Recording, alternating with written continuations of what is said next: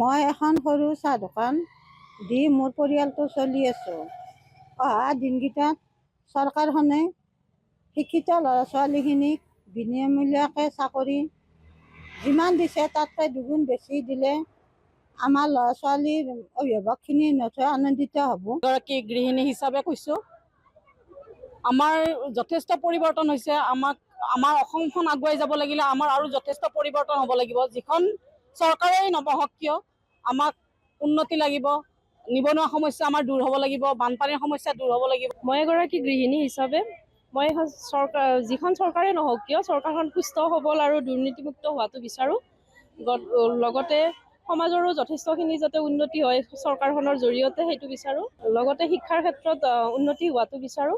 হয়, মই এগৰাকী গৃহিণী হিচাপে মই বিচাৰোঁ চৰকাৰখন দুৰ্নীতিমূলক হওক, ভ্ৰষ্টাচাৰৰ পৰা মুক্ত হওক আৰু সকলোকে সমান চকুৰে চাওক, দেশৰ উন্নতি হওক, ৰাস্তা পদূলি